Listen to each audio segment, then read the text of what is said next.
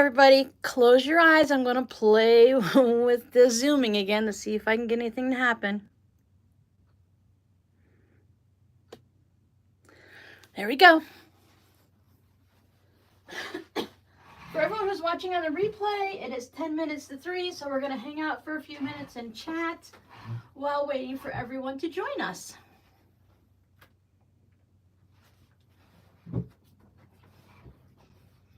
I don't have my wheelie chair, so I have to clunk this one around. I had my wheelie chair out, but then I had my legs stretched out, and I was afraid I was going to end up wheeling like the chair right out from underneath my butt and me plopping on the floor, hitting my chin on the table, and all doing it on live.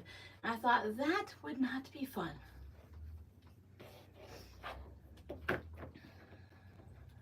Hello, hello, everyone. Hello, hello, hello.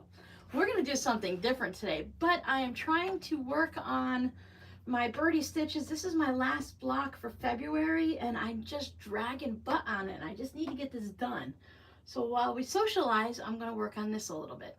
Oh, I would like to sew some crumbs and sew some scraps.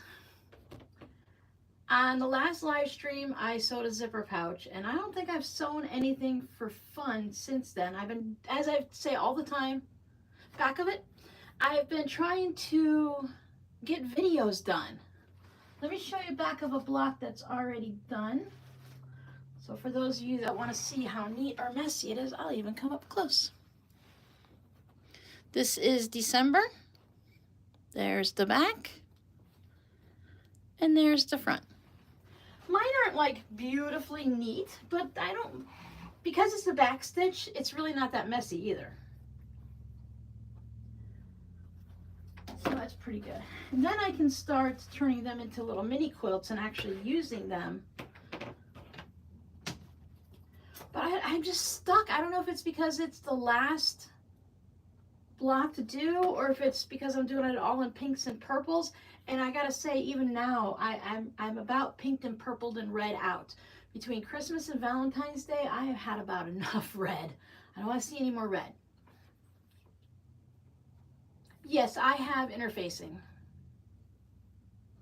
I just use a PF44, just a lightweight fusible interfacing. You can use whatever you want. A lot of people use the SF101, but to be honest with you, I can get this on sale from Joann's for 29 to 39 cents a yard, and then I buy 5 or 10 or 15 yards of it and stock up for a while, and the SF101 costs more. If I want it to be more heavy duty, I put 2 layers down, or you know, just something. Yay, Melanie, you made it. So now let me see. Oh, I could do black for the top hat. That's a simple thought process. Do I have black? Oh, I only saved out the purples and the pinks and stuff because I knew this was my last block.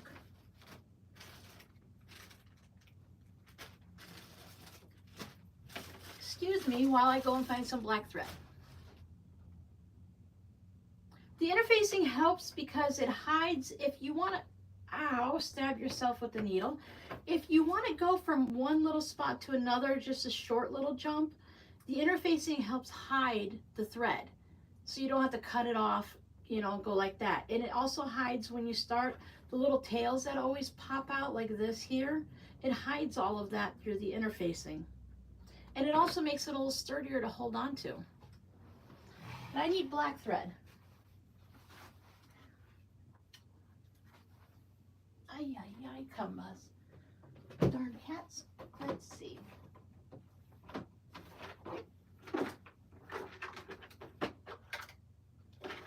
No. Don't mind me, you know, I'm just kind of hanging over here by myself and not talking to you people. To the people that come to visit with me. Oh, here's some black. I needed black thread.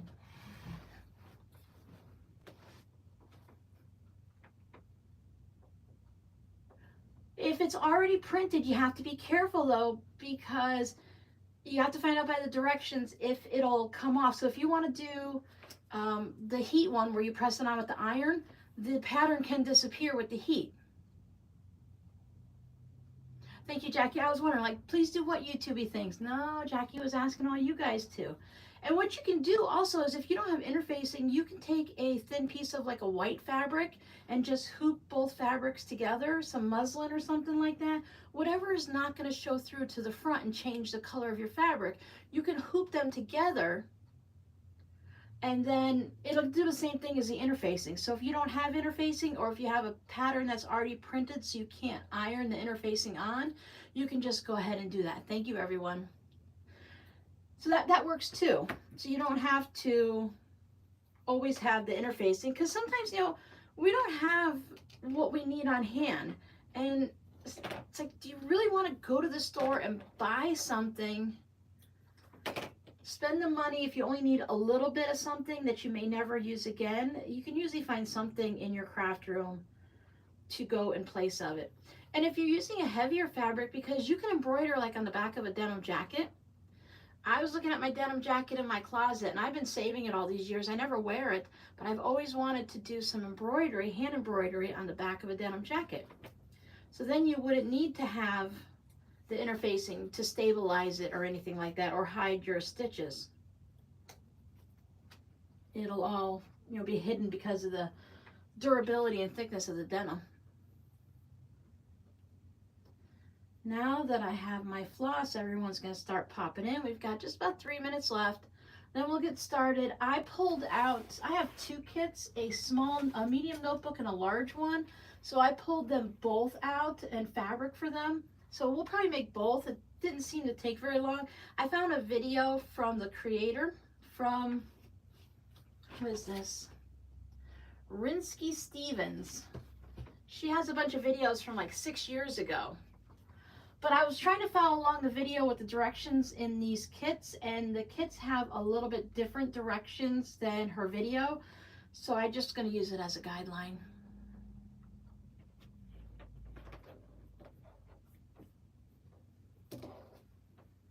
We don't always have to. It's one of those things. I know a lot of new people to crafts aren't really happy when someone says, well, you can do whatever you want. No, that doesn't help me if I don't know the craft or whatever, but really, you can kind of almost do whatever you want. I'm just burying my thread there for a minute. But I thought these were really great. Oh, that's nice, Melanie. I can't decide what I want to put on the back. Well, at this point now I know I'll put a flamingo on it, but I'm like, oh, because you could do like eagles and tigers and koala bears, and you can have the rainbows and all of that stuff. There's so many things you can do, but now it just would be fine to just do a flamingo and be good. Yeah, I thought this pattern was really great. I did it as a beginner. It works really well for beginners. Maybe your first block might not be beautiful, but by the time you get done with 12 of them, you kind of figure it all out. Hi, Terry. You get an idea of what you're doing, and you can always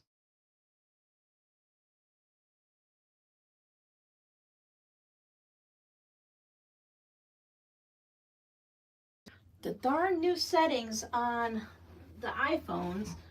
I can't make it totally so no one will call me. You have to like block every individual thing, and I tried, and I guess I didn't get it because the phone just rang. And the delay for me before we get started. Hi, Kathy.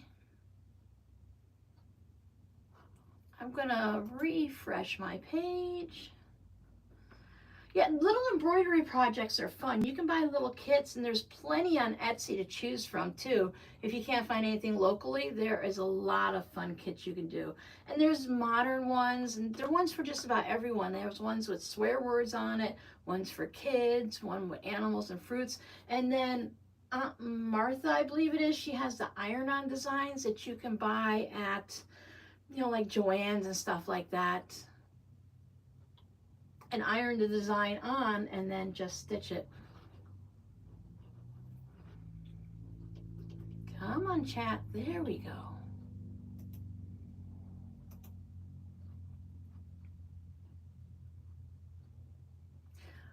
Yeah, you know, it gets you crafting. These notebook ones get you crafting. There's no sewing. You can see I don't have any sewing machine out. I cleared my table off.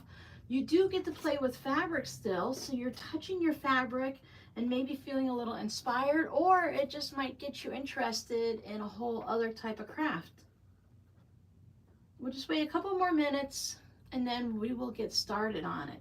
I probably should just put this down and start unloading the kits and stuff because I got to get the glue out and all that. Let me just get to the one part of my hat. Maybe I'll work on this after the live stream and actually get some done.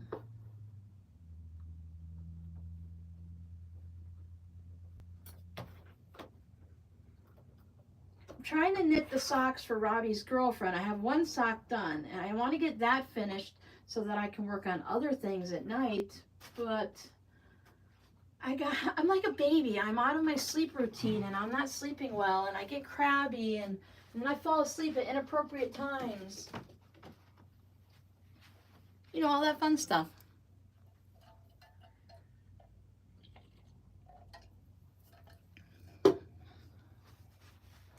Welcome, welcome everyone. I did, Sue, I did that, but I had the iPhone 14 and it's different. I had it all this time that we've been doing the live streams. I've been able to hit that focus button. But when I hit focus, now it wants me to block each individual app. It wants me to block the phone. It wants me to block the text messages. I had it set up that nobody can contact me every Friday from 2:45 to 5:20. But then see, it was a spam caller. It wasn't even anything good. It was just junk. All right, we're going to start with the small notebook. Now, I have made these in the past, but we're talking like 10 years ago. So I'm going to follow through the directions and do it the best I can. And I almost guarantee I'm going to mess something up, but we're going to have fun doing it.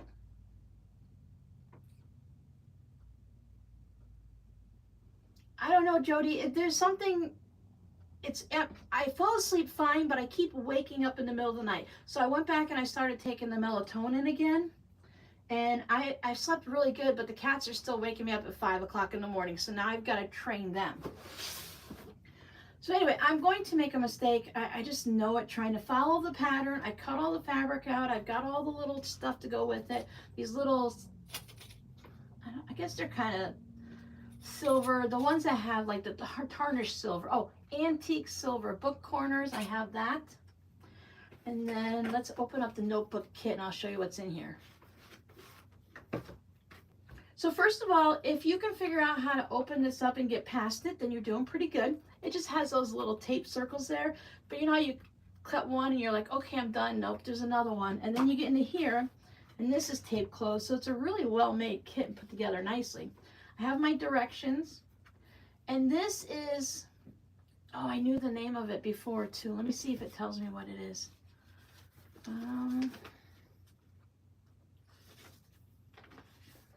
No. Does anyone make books? Pressboard? Pressboard. That's what this is called. I'm almost 100% sure it's pressboard. So it's a cardboard that I would say this is like almost on the back of some of the notebooks and stuff that you can buy to write on. It's a thin, sturdy cardboard. So we have all of our pieces, and it even comes with the notebook. Chipboard. Thank you, Melanie. Ah, that was it. You got it. So you see, it's even back here too. It's pretty similar. So they even give you a nice notebook with all the papers in it. So we'll take this. And the only thing you have to provide, the kit does not come with the little corners. And the only thing that the corners are for is when you close up your notebook, it goes on the corners. So the corners are the part you're going to ding a lot. If you put it onto a shelf and stuff like that, you're going to hit that. And this is going to protect the fabric from coming undone or from getting any kind of dings or whatnots. So you could do it without it. I put a link in the description box to the website for these. They have other ones also. I have 2 notebooks and then I have a box. So we'll do the box soon too. I didn't cut any fabric for that, so if we get done early today, we can't do it. So we have our directions. As I was watching the video, as I mentioned from 6 years ago, I kind of put some notes for myself, so we'll see how helpful those are. For my tools, I have a wooden finger press to help that, scissors to cut corners. My embroidery scissors need to get put away. Those aren't for this. And The directions are in inches and millimeters, and apparently I do not have any rulers that have millimeters on it. But thankfully they have the ones that have the inch mark. So I brought in a couple rulers just to help me out if I need that. And I brought in my flamingo corner thing because we need to go through these little channels and push the fabric down. So I have that. And I also have my hair marker. That might, hair marker, that might work, and my scissors. So that's all over there. And then the person that donated this to the channel also sent me the starter kit. So it comes with the glue and there's masking tape because we need to hold the fabric down until it dries. The little like paint roller and bucket and a paintbrush for the glue and everything like that.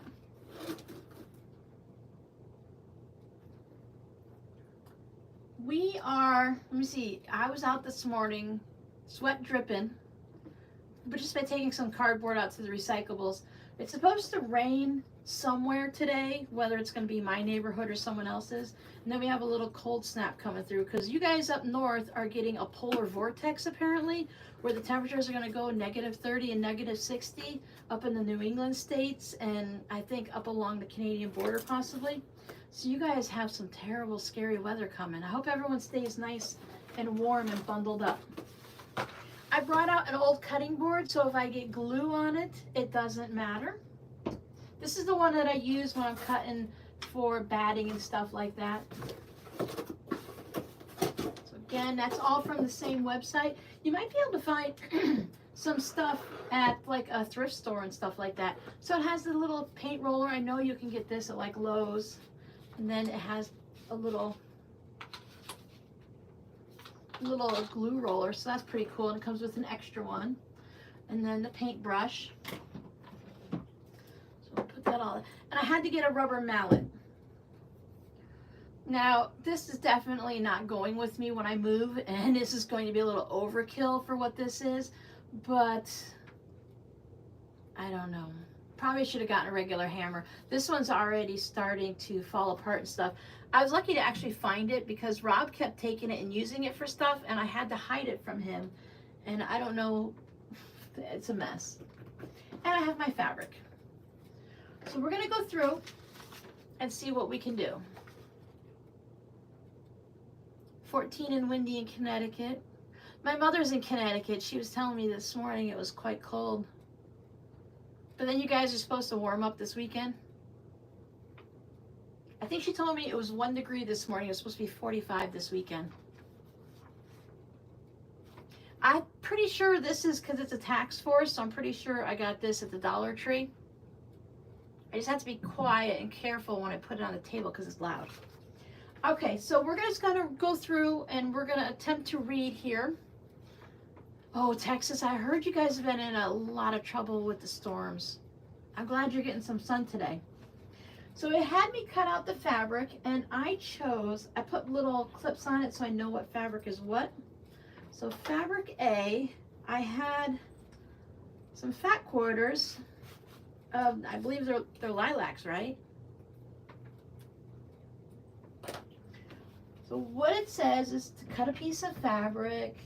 I mean, I could give you measurements, but it's really not going to matter because unless you have the, chipboard, you're not going to really do much with it. I saw a lot of YouTube videos years ago when I was looking at this and blog posts and stuff. So it's really easy to find people that are doing it and can talk you through it. I've seen people just use like cereal boxes and stuff like this, lilacs. That's what I was thinking, yeah. They have like, you can get like cereal boxes or other type of cardboard. I know the junk journaler people, they pretty much are gonna do what I'm doing, and they make books all the time. I'm really a little nervous that this is going to kind of create a bug for me, and I'm going to want to make more. Because I love bookmaking. Which is really strange. I mean, it's not really part of any of the crafts I do, but it's really fun. And then they put numbers on all of these for us. So we have A and A. Now I'm supposed to put these, and then I have the spine in the middle.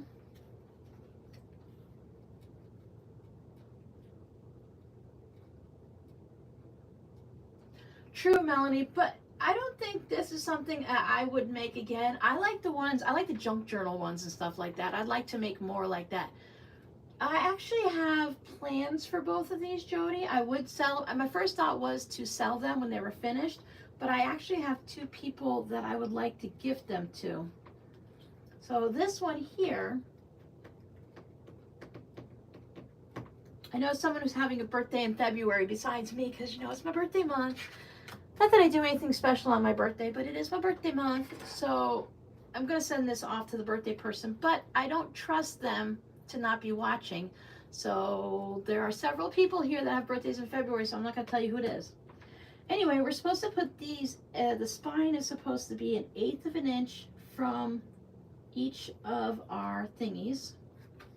So there's 1/8 of an inch, and I don't know how precise I'm measuring it, but when I watch, who do I watch? Spark and Paper? No, that's not it. Paper Terrace? Maybe Paper Terrace is what I watch. I watch her and she makes junk journals all the time. You know, of course she makes enough of them. She doesn't measure anything, because I don't think you really need to, but we're being fancy with the kit today and we're going to measure. Yeah, Melanie, it just looks like a lot of fun, and I don't need another thing to collect. I think if I wanted to make some and not have like a whole bunch of cereal boxes and say like, oh, today I want to make a junk journal, let me go see. Oh, well, I'll have to wait until we finish eating the crackers and then I'll use that box or something and then make one. And I always have all the little doodads for sewing anyway, so I don't think it would be that much to have them for this also, like lace and ribbons and buttons and all of that. All right, glue the cover, glue it and glue it and glue it and glue it. Okay, so this now we need to glue. And I don't know how long this person had this stuff, but the glue is good. Now, as just starting out and just wanting to see if it's something you like, I imagine you can get away with using like school glue. Now, I should pour some in there, but let me do something you're probably not supposed to do. I don't want to put a bunch of glue in there and then either throw it away or have to put it back, you know? So let me just do this. All right, that's not gonna work. Here we go. Be brave. Put the glue in, stop. Use the roller to stop the mess, stop the mess, stop the mess. I brought baby wipes in too, just in case. Let's be realistic. I brought baby wipes in so when I make a mess. When it's warm, yeah, when it's warm, yeah. I know it's gonna be a bad summer here. Now you're supposed to have like paper down and stuff so that when you get it over the edge, and the lady in the video, she said that whenever possible, you should always put glue on your cardboard versus your fabric. I don't know, maybe because fabric is more absorbent. I don't know. And I'm sure that there's a possibility of too much glue, but we have to fold things over and glue again with the fabric, so we'll see. She had this big, like a sketchbook where you take the white papers and you just keep folding them up, and she just kept going to a new page. I, on the other hand, I'm just going to make a mess on my cutting board because I can. And then you kind of divide it into thirds, put this on this side. And we have B. And she mentions when you can, and you use these kits, just go ahead and put the glue on the side that has the letter. There's one piece D that's mirror imaged. But based on that theory and watching her video and looking at the pictures, I'm pretty sure my D isn't mirror imaged. So I'm just gonna eyeball it just because when we do catalogs that come in the mail for glue pages. You mean to put it down? Oh, Jody, this is an old cutting mat that doesn't matter. I can make a mess on it. Besides, it's my craft room. I can do what I want. That's why I chose this one. If I get glue on it, and when it dries, I can just scrape it off. This side, there's not much cutting space left. I really have to only go into the corners. It's mostly all yuck. I do the other side when I'm gluing. So I just need to, well, like the cardboard, it really doesn't matter too much because I'm going to be covering this with fabric and stuff. So if I get glue on it, I get glue on it. Didn't say that parchment paper. Yeah, or the, like the non-stick stuff you put in the oven. I think if I was probably going to be doing this and getting into the craft and making a bunch of them, I would have designated stuff and I would have all of that. But besides, you guys want to be able to go, ooh, Robin, you're getting glue everywhere. What fun would it be if we didn't make a little bit of a mess when dealing with glue? I got a dry washcloth for my hands. I'm well prepared. Now you can, there's a you know, that roller that you can put to roll things down. This is my hinge. So, wow, that glues fast. Oy vey, oy vey, oy vey. Dripping glue, dripping glue. Put the cover on. So it dries super fast because there was one point where she's like, set this aside and let it to dry. And you know, I said I have to check to make sure we don't have to let it dry for a long time. That dries quick. Wax paper, yes, wax paper would be good. I agree. I got this craft table, not just to sew on, but to do other crafts. And if I have dings and bangs in it already, and I'm really not sure how I did that since I've just worked with fabric, but somehow I've got dings and bangs in it. And if I got paint on it or glue on it or whatever, I wasn't going to worry, especially since I put the cutting mat on top to do fabric stuff. But I got it protected with the old cutting mat. Okay, so this, by the way, 1/8 is 3 millimeters for those of us that use inches. Now we're supposed to cut the corners out, and when we cut these corners out, we're supposed to cut them out actually square right to the corner. When we do other areas, like when you're wrapping a present, there's ones that we need to leave a little bit of space so that the actual corners get wrapped over. Now, I'm supposed to be able to pick this up. Oh, the glue went all the way through. Oh, too much glue, Robin. Oh, no, oh, no. Hey, maybe I'll be keeping both of these. Oh no, that's sad.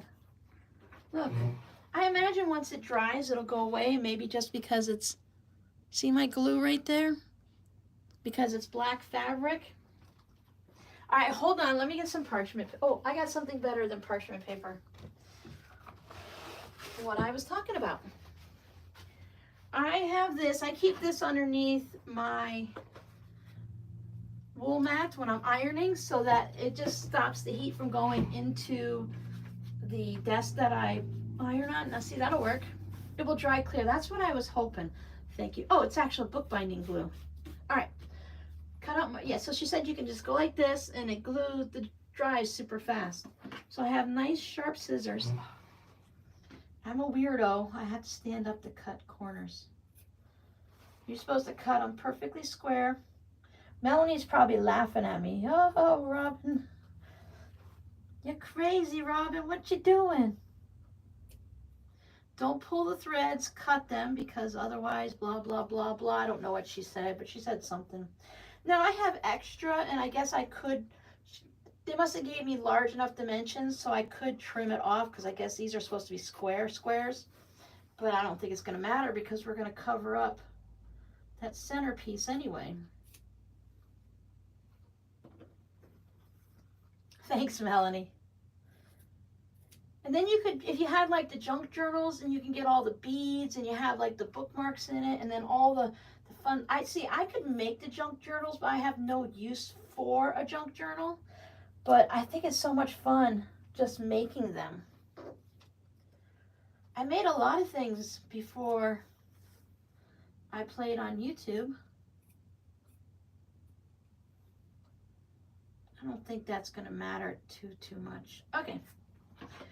So now glue along. Oh yeah, glue the long sides.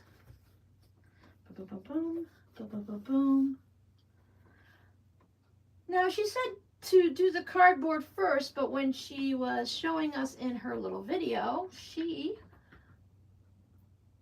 the jewelry, that would allow me to play with, you play with fabric, you play with, I'm going to put it right here, you play with papers and stuff like that, and envelopes and strange things.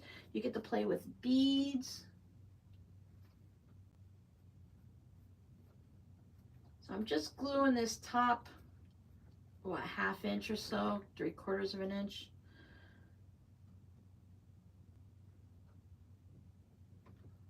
And then glue in between in the cracks of the spine.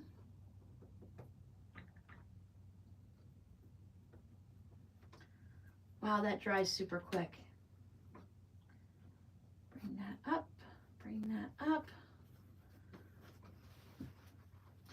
And then I'm supposed to push it down into the spine, because this is where it's going to fold.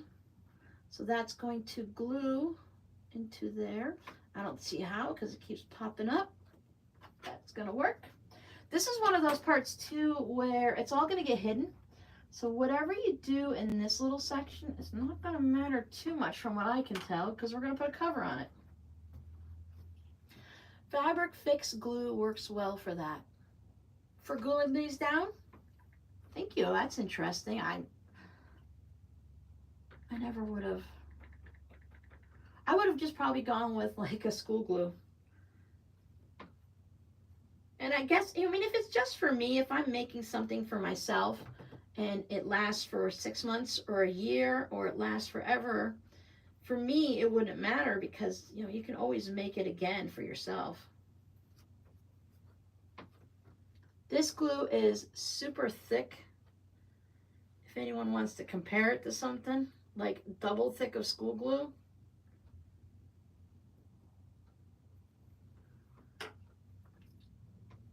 Jumped through a rabbit hole. Oh yeah.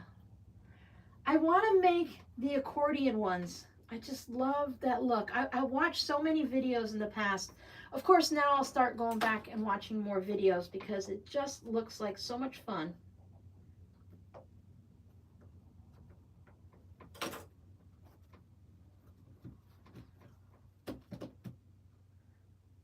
Paper outpost. PVA glue watered down a little.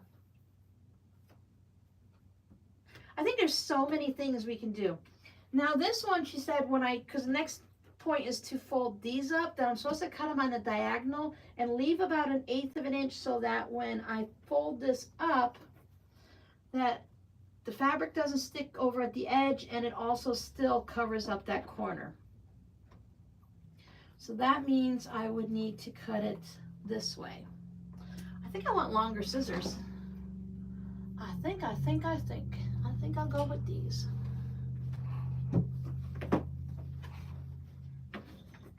Okay. My hands are shaky today, bear with me. There's that. And again, we're going to cover this up, so I don't think it matters like if anything's perfect. No.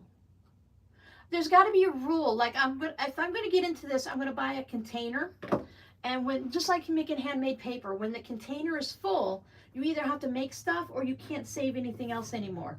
Those are the rules. When it's full, you're done. Otherwise, I'll have stuff everywhere. Hi, Michelle. Yeah, I heard upstate New York is pretty cold. So I have to contain myself and not go overboard, because it's really easy to save everything that comes in the mail. Actually, handmade paper and junk journaling, they cross over. So technically, it wouldn't just be for junk journaling, and it wouldn't just be for, the handmade paper. Considering they go together, I could save it for the both of them. So I will go ahead and put glue on my fabric this time, just to give it some oomph. Now I'm not sure, okay, with anything you can go wrong, right? But I'm not sure you can really go wrong. It's one of those things, as long as it doesn't fall apart, I imagine you're good to go. You know, however it works out for you and whatever you do, everyone's is going to be different and everyone you make is different. I have noticed though that, yeah, everything is connected. So patchwork covers, I have a list of for the videos and I want to do a notebook cover, quilted notebook cover. But yeah, this, I think because it has to do with fabric that I could actually get better and actually learn and then do tutorials, or at least do them on the live stream. Because if it's on the live stream, it's just us creating. It's not me necessarily teaching you anything on a video like this, so I can get away with that. But I like to make some things like that. I think it would be fun. And it'd be great for those of you that have like your bits of fabric and stuff that you want to use up and you don't do a lot of the normal things that people do with scraps of fabric. Pull up the corners so that's nice and tight.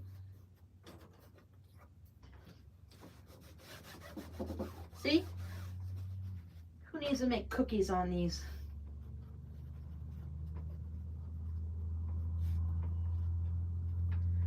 And this gives you an idea of what our notebook is going to look like. But yeah, I watched the Paper Terrace or whoever I was watching. She covered hers with like polyester batting, that really thin stuff that you can see through and stuff like that. What's normal, right? Yeah, I don't think you can go wrong. Whose group are we talking about, Heather? I don't do Facebook much, but I do like to go in and just look at what everyone else is making in the groups. My personality doesn't seem to carry over into a Facebook group. I don't do well in them. My paper outpost, thank you. My personality, my questions, my comments, even if they seem nice to me, they don't always go over very well. So apparently when I type things, I don't sound that nice, or people just take everything rudely. I'm not really sure. Okay, we did number 3. Now number 4, oh, come back here. We're going to cover up the center spine with this piece. See these long clips? I don't use them much in quilting, but they work really well and stuff like this. So this piece is going to cover up here, but we need to fold under. I was watching her in a video and she was finger pressing, and I'm thinking, take it to the iron, take it to the iron. So we want that to be there so it doesn't go over the edge. And then this one is supposed to go like this.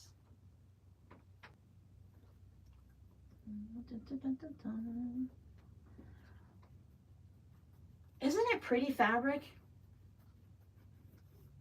I thought so. I'm not much into a lot of flowery fabrics, but I like, oops. I did not, because I was using a fat quarter and my options were limited, I couldn't fussy cut it. So we're getting what we get. So there is the front cover now. It's probably a little upside down or something, but that would be our other option. And that's fine and all, but I'd rather have the flower on there. For fun, I think it's good. And then for the other one, I chose this fabric. So you want it to be like coordinating or contrasting or something, so that's what I went with. Yeah, because you want it to fray some with the junk journals, yeah. But this one is supposed to be very pretty and sophisticated, and we have to do it all nice and neat. And that's why I like the junk journals, because you can totally go crazy and make it any way you want. Because if you tear something, well, you're supposed to tear something, so you're good. If you have frayed edges and stuff, well, it's supposed to be frayed. So that's good too. So that makes it a lot easier, especially in the beginning, because then you can't go wrong. You can't make a mistake. Brown paper grocery bags from the store. The packing paper that Walmart likes to send every time you get something in the mail.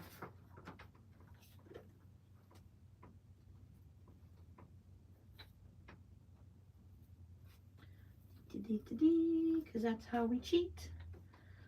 Just put it up like this, go like that. You know, this is just like when we're quilting and stuff. Whatever you need to do to get it done, within reasons. Of course, you know, no rules, sure, but you want your seams to all stay together and not fall apart. But however you get from point A to point B, you know, that's it. It's fine.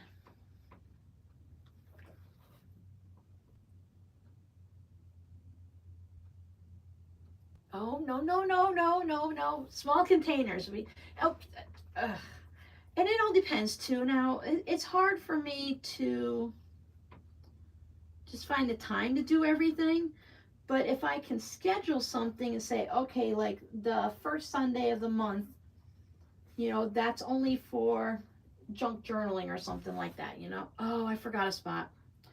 So before I glued this down, I was supposed to glue down this edge. Watch. Work smart, not hard. There we go. Glue this down so that it stays.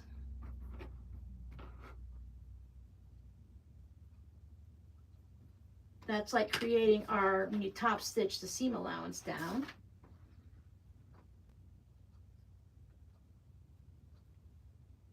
There's that. Come on. Put that down. There we go. Oh, Heather, that's funny. That's good. Smart man too, though, you know. There's some fun things that come in the mail that it would be nice to keep, right?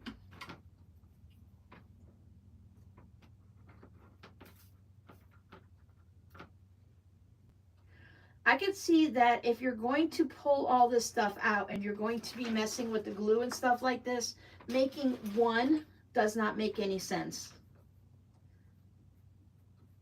That it would make more sense to make more than one at a time, you know.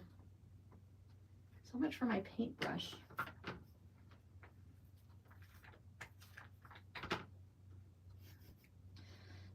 I know there's my OCD group and my neat girls, and they're like, Robin, all that glue, you're making such a mess, Robin. Oh no, oh no.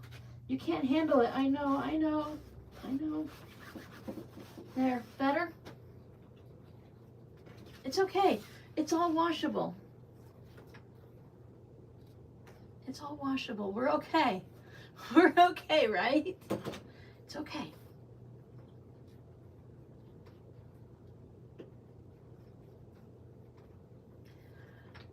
My grandparents used to laugh at me all the time growing up. I never did anything normal. They're like, Robin, you're just such a weirdo. Not weirdo in a mean way, but you're always doing things so different. I'm like, yeah, I know. But see, again, we're going to put a cover over this. That's what parts C are going to be. They're going to cover all of that up. So I might have to go through and, like, I need more glue. I need more glue. I need more glue. I need more glue.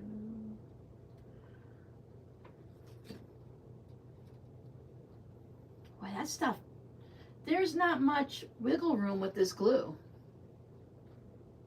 Plus, of course, the fabric absorbs so much of it. But it's nice that I could still pick it up and move things around if I needed to. Just like anything else, you know, when I make the second or third or 12th of these, I'll just whiz through it now. Hi, Sue. You can just whiz through it and you'll be so much better at it. It's just learning the craft and figuring it out, that's all. Okay. Ooh, all right, now I have to hammer things, guys. Now, I know hammering on this table, just putting my elbows down is really loud, so I'm warning you now, and then I'll warn you again before I do it because it's going to be loud. So there's, let me show you on these corners. There's the pretty part on the outside. There you go. And on the inside, there's this open part. So that's going to go on the inside. So I'm going to put that in here. I thought about getting my pliers, but yeah. We're gonna bang it. Now I'm supposed to put extra padding underneath because when you bang it, it's going to, you know, it could go through and put dents on your table and all that. And yeah, I know. Hoping the double cutting mats will fix it. I'm just cutting threads because they are poking through. Make sure everybody is the wrong way. I have my mallet, and where is, oh, I was gonna use the washcloth. I think I'll get batting. I'm just behind you. Batting scraps are good for something, right?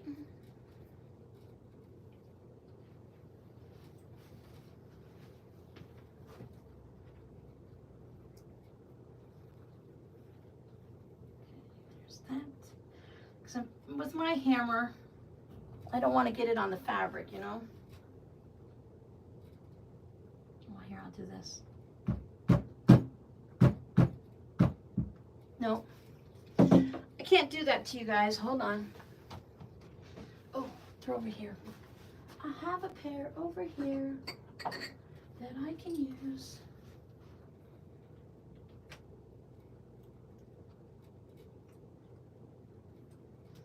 Just crimp that down.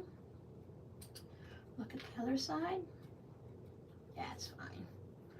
I can always do this. But then I can't see what I'm doing.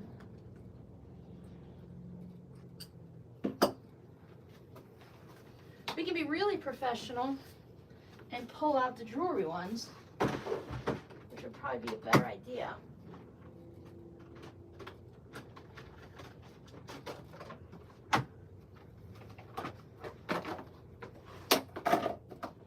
Not those. These. Oh, these have ridges too. Oh, my needle nose don't have ridges. I create in chaos just how it is in a small space. She thinks someone's sorry. She thinks someone's there. Hello, knock, knock, knock. All right, I don't like that either. So we're gonna call it rustic, and if there's any markings, it's just how it is. The person I'm giving this to, let's be real, they probably won't even notice. I think some things are only, just like in our quilting, only something another crafter is going to notice, and we worry about too much sometimes.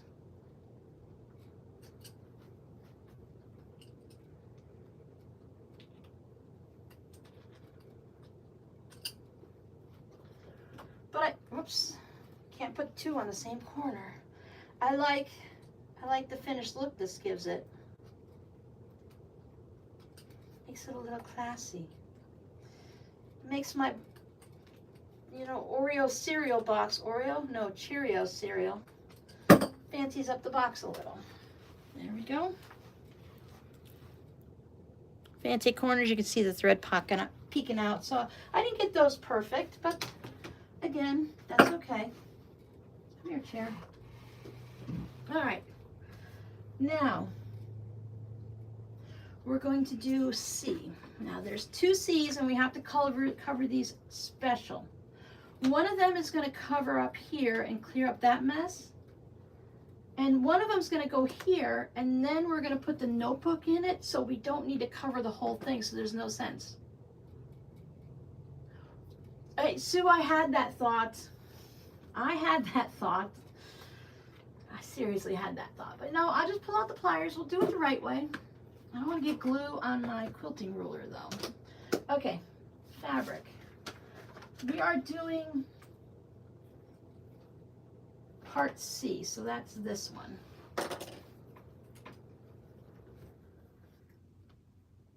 So they gave me extra measurements, put some fray check on that corner.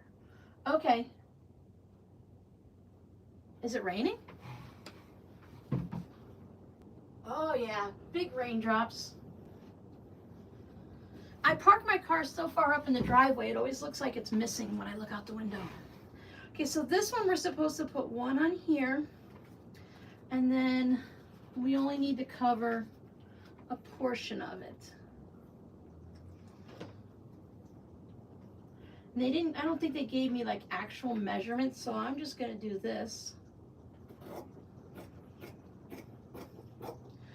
Devil may care, we're just going wild here. We're doing it the wild way. See, now this is how I create too of, because I'm a little crazy too, or just the way of the things, yeah.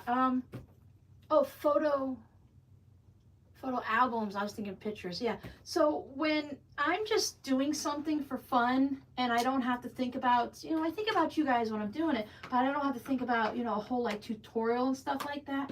I just stuck my finger in the glue. I kind of just get into my own little world and just get totally crazy, and you just do whatever. And if it works out, great. And if not, you adjust. And I know you multi-crafters, you don't have as much trouble with the quilt police, I imagine, as someone who's like new to quilting. So if you do enough crafts, you're just like, whatever, I'll just make it work. When I can't follow quilt designs very well. Ask my patrons, they know I don't follow directions very well. So, oh, I don't need that much glue. I don't follow directions very well. My mind wanders, I think, and I don't absorb the words.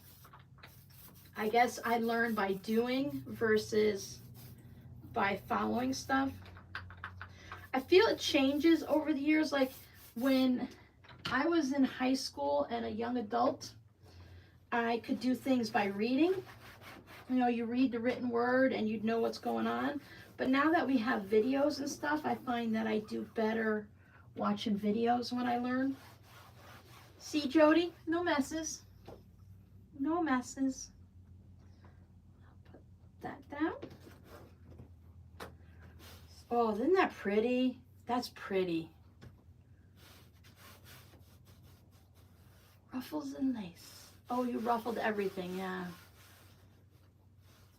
I end up going my own way. And why should I spend $15, $20, $30 or whatever? Because some quilt patterns are reasonable and some are very expensive, and I end up making something totally different anyways. So I'm like, forget it. Unless it's free, I'm not going to do it, because I'm just going to change it up anyway and do what I want. And then I had to learn how to put things together and how to get things to work. I think that fabric would be really pretty in a tote bag with maybe the black handles that come straight down the side. All right, so let me glue this one while I'm at it. So this one, I love this little roller thing. And I know you can get this little paint kit at the Dollar Tree. And I'm sure you could probably find some type of glue too. Look at this, see? Get a little smart after a bit. Can't get glue down there if I don't put it down. There we go. I got glue on the handle. And on my hand. Remember when you were a kid and you used to put glue on your hand just so you could peel it off? Now I can't get rid of it.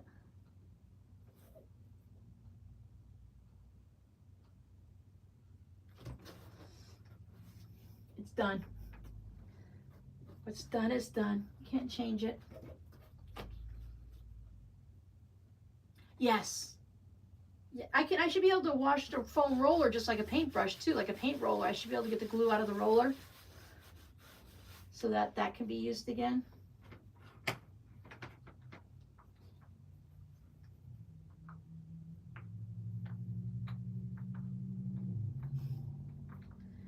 I can hear you all laughing, 'cause I'd be laughing with you. But you know what? It's going to be done in the end. And when I'm all done, people are going to look at it and say, oh, that's really pretty. It looks just like the one I made. Or, oh my goodness, I can't believe what that woman did. Oh my goodness. Okay. Cut the corners as explained in step 2 and glue the short sides onto the cardboard. Glue as paint roller, stick it to the wrong side of fabric, leave, leave, leave. The part is glued only to glue, glue, glue, glue. Okay, so this one, I have to cut out the corners. And it looks like we're only gluing the sides to start with.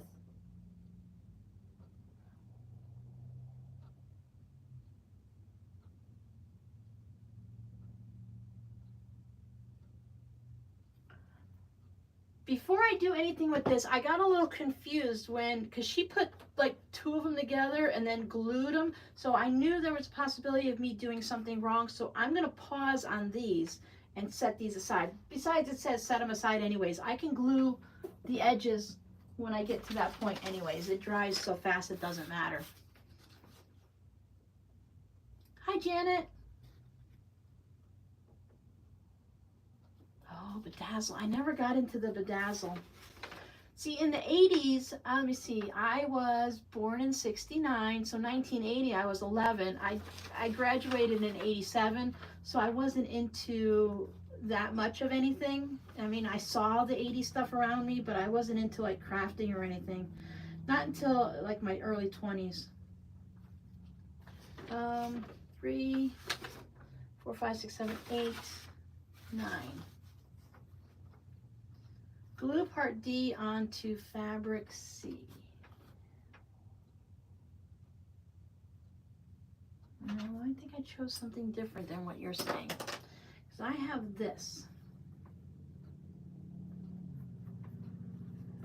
So there was 3 different ones it looked like in this bundle. This one has like these light purple swirls that go everywhere. It's so pretty.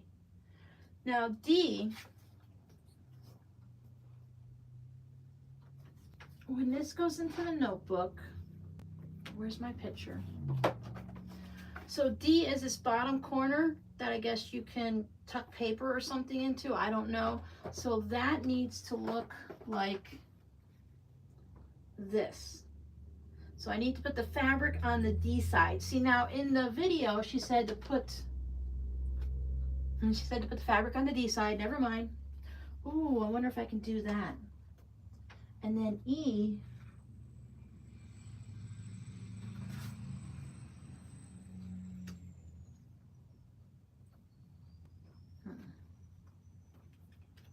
that should give me enough still.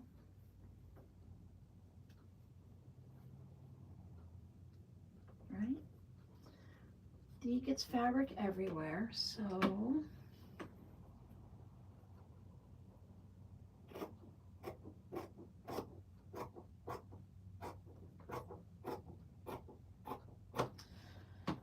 all right, there's no going back.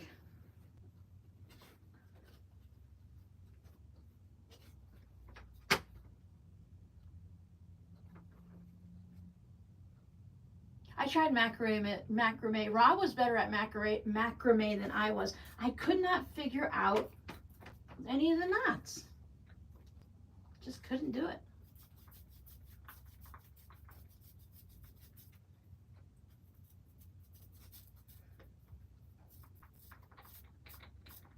Ha ha ha ha ha ha.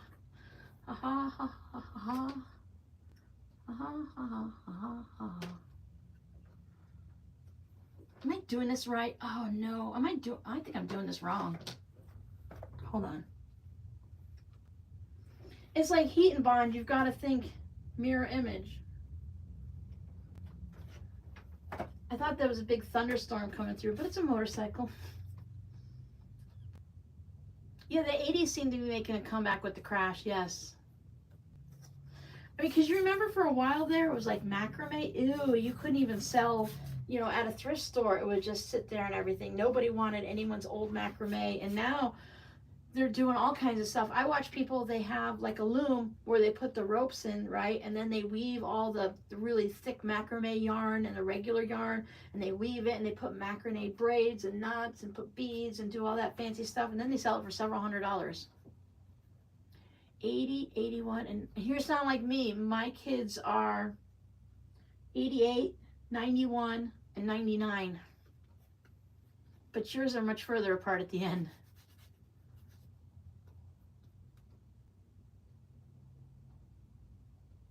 So are they trying to get you to teach? I told Sue she can teach without speaking. She did not believe me. All right, now how am I supposed to cover this?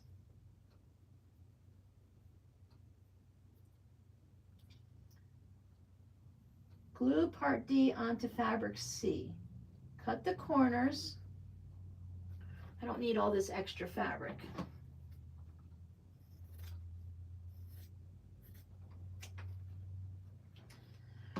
cut the corners and glue the 2 arrowed sides. Oh yeah, I put marks on it to remind me which ones I had to glue. So I need to cut this corner.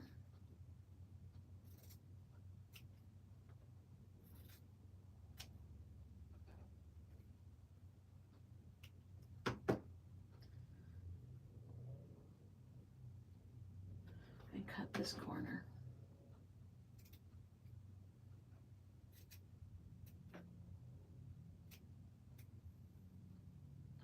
I see having sharp points on your scissors. What is the thing you do with beige fabrics? What do I do with beige fabrics? What do you mean? Oh, punch needle. Yeah, punch needle. Oh, punch needle is fun. And then you can take like the latch hook, and there's a special needle that you can put the yarn through or fabric through the latch hook. It's locker hooking. That looks really good. Oh, my loom. Yeah.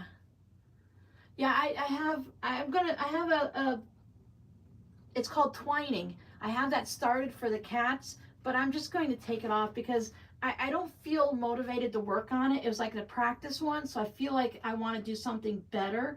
So I think I'm going to take that one off and just get it ready to move. And then when I get settled, I'll go ahead and put something on it.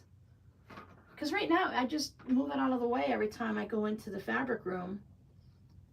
I don't do anything with it, so I think I need to cut this corner. Yeah, there's latch hooking, just like we do it like a crochet hook type thing, and then there's a locker hooking where you weave the fabric or yarn through the latch hook material, the gridded stuff, the canvas. So that can give you a look for a rug without having to do all the work. I think we have a problem, but we shall fix it. That'll work for now. Cut off them bits. Yeah, look up locker hooking. I have a kit that I bought years ago that's sitting in one of the wheelie carts, and I didn't do anything with it yet. It was one of the things where you got to feel comfortable and confident in what you're doing in order to do it, you know. Glue part E onto fabric, leaving 1 5/8 seam at the top. Well, that looks like more, 4 centimeters looks like a lot, but we're just gonna do this. We're gonna leave a lot and go from there. Okay, here we go, E, come on.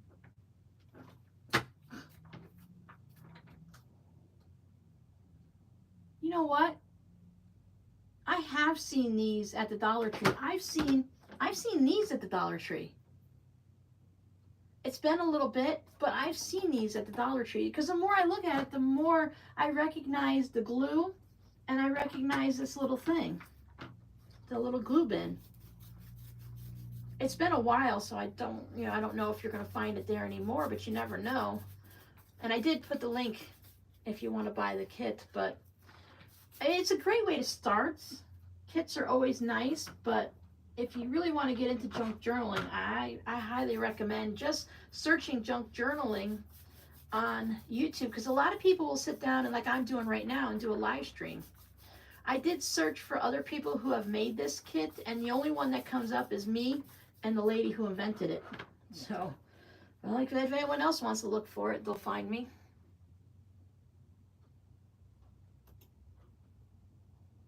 Save the nice box. This box, why, you're gonna get me saving more stuff. Why am I saving this? You'll have to tell me. I guess it would work for a lot of the junk journaling type stuff. I also like reminding me of the little matchboxes when they cover those. And someone made me one when I was in a swap, and it's a Christmas ornament. And I love it. You open it up and like there's a little reindeer inside. Really nice. All right. Now, it tells me glue part E. We did it, we did it, we did it. Cut the corners. Take the, Now only glue the top part onto the cardboard. So I'll only glue that part on.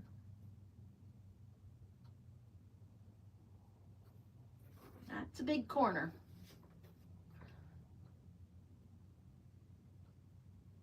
Yeah, that's all I need is to be saving more stuff.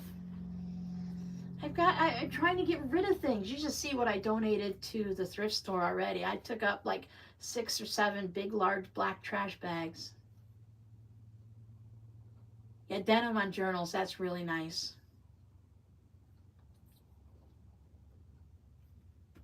All right, so it wants me to cut this corner. I'm gonna cut this corner. I'll have to cut it up here where my eyeballs can see it.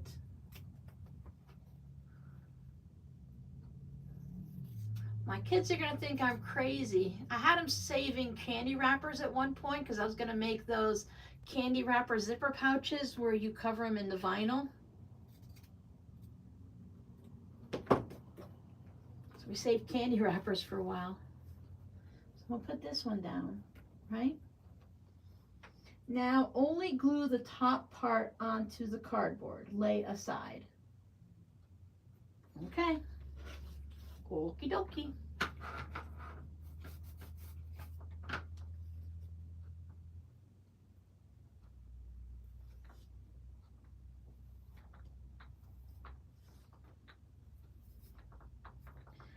I think one journal, I got really cocky. I'm like, oh, we'll have plenty of time. We can make 2 journals. How long could this possibly take?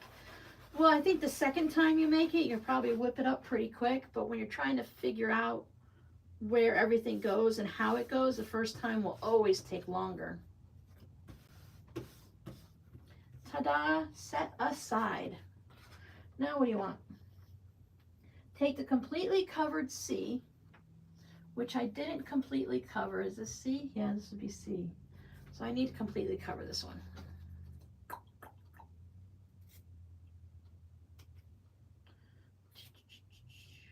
So what I've learned is if you make straight corner cuts, you're cutting all the way up. And if you're cutting on the diagonal, you're leaving like 1/8 of an inch to cover the corner. Does it sound about right? Probably. Oh, one more corner, Robin. Oh, and by the way, I do talk to myself, and I talk to myself, what, 3rd person, 1st person, or whatever. I said, okay, Robin, you gotta get it right this time. 1st person. All right, so these need to be covered. Oh, I've got thread everywhere. All right. My neat nicks, don't look. I'm gonna make a mess.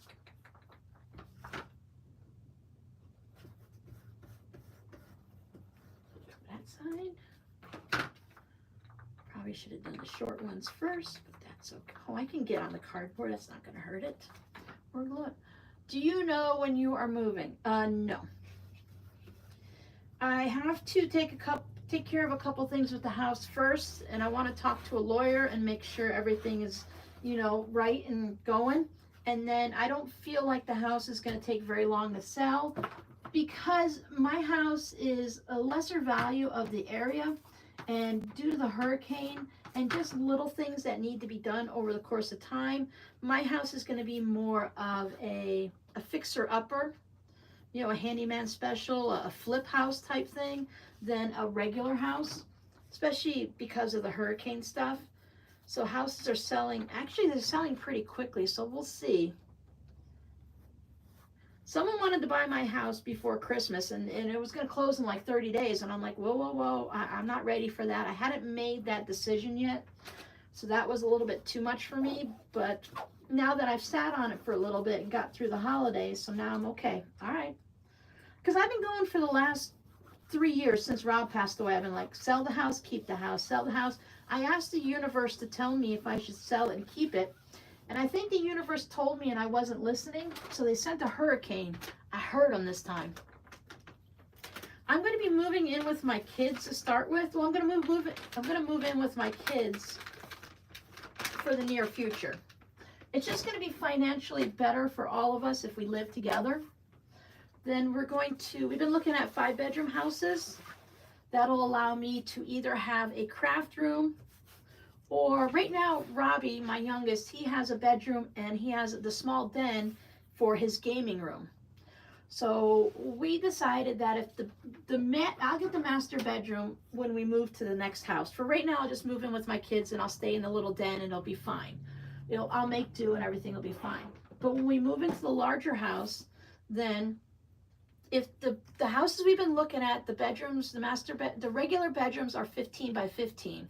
This room right here is 10 by 10. So if a master bedroom's 15 by 15, I can put my YouTube sewing area up against one wall, fill the master walk-in closet with fabric and stuff.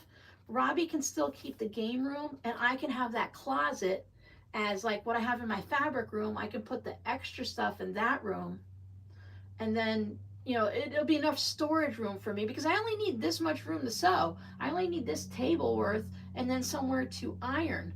That's all I really need. So I can put it into a master bedroom because I only need a double bed. I don't need a big giant bed. So that's what we're planning on doing. And then they said when we get into a bigger house, then we'll make decisions like that. But if the bedrooms are as big as the ones we've been looking at right now, then that's what we're going to do. To be honest with you, I don't want to put too much out there yet, because karma tends to kick you in the ass. When you say you're going to do stuff, then it never happens. But we're talking a big move. We're not talking just down the road. So when we all move, it's going to be a big move.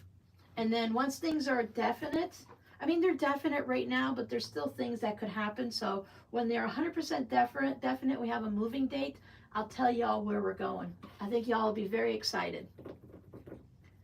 But until then, it'll just have to be a surprise.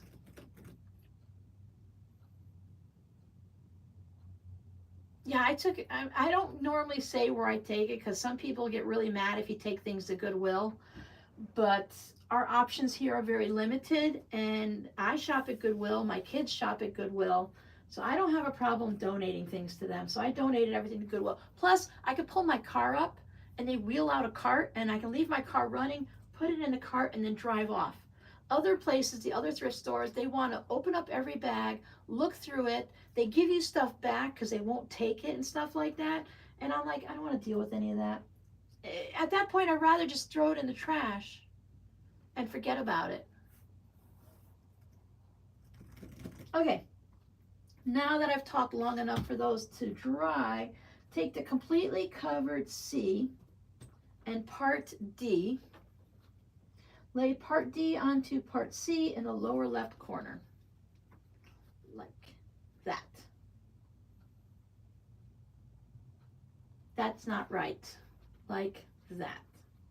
Like that. Like that. Like that. I took some things to a thrift store, instead of them telling me that we couldn't take it. And also, when you do crafting items at this one thrift store at Aquinas, the little old ladies that accept the stuff, they're in a little room with a fabric curtain right next to the craft section of where I can buy stuff.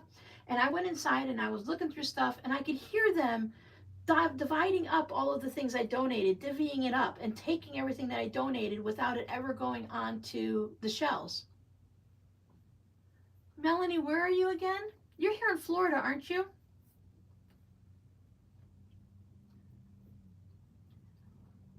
I can say where we're moving is not Florida.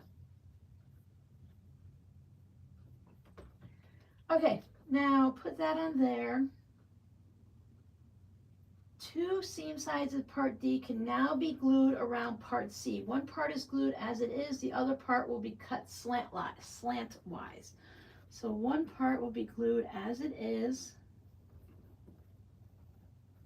Why don't I just, let me see.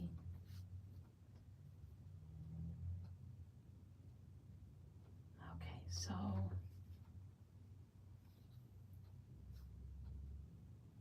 cut this corner out.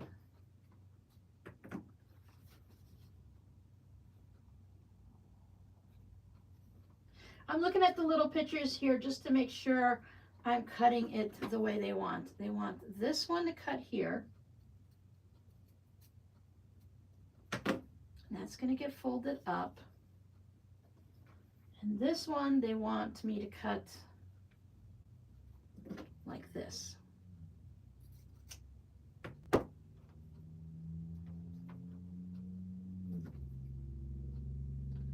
Boy, I got shaky hands. Oh, it's 4 o'clock. Okay. Not Florida. Huge move. Oh, that's right, at Northport. You're not too far. Yeah, no, huge move, guys. I'm going to say it one more time. Don't let the universe listen. I'm going to say it one more time, and this will help you figure it out. It will be a surprise. Yeah, I like St. Vincent de Paul. We have one of those here too. They have some nice things. It's very small and they don't have a lot of stuff. I've never donated to them because they're on the other side of the town, but I do like them. 1 second, guys, 1 second.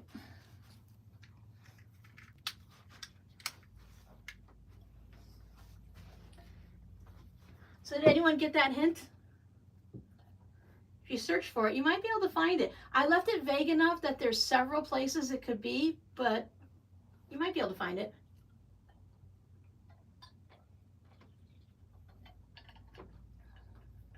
It is a little scary. I've been here since I was 13. And now, you know, life is life no matter where you live, but there's certainly different types of rules.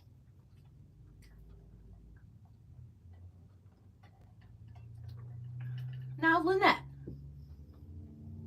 isn't there more than one surprise out there?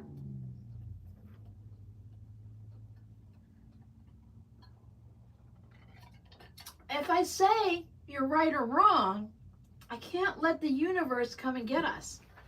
So you can't say. Now, guys, when I looked that up, so many cities popped up, like 6 or 7 cities. And you guys zero in on that one?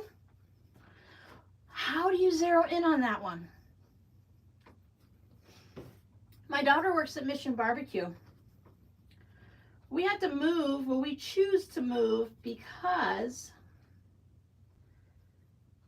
they're opening up new Mission barbecues in a new part of the country that they've never had Mission barbecues before. I saw there's surprise in over on this side of the country. If you just look up the cities, if you Google surprise, several cities pull up. And I thought if I gave that vague enough hint that you would just pull it up and you'd be looking up to see how many cities were named surprise, and you'd be like, oh, it could be this one or that one, and I'd be safe. But no. You guys have to get it on the first hint.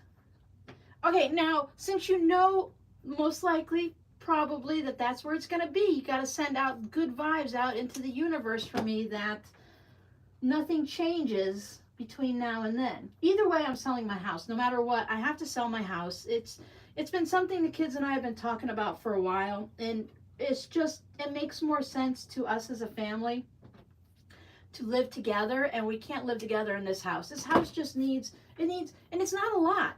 For those people that can either financially, oh shit, sorry. For those people that can financially afford it, this house,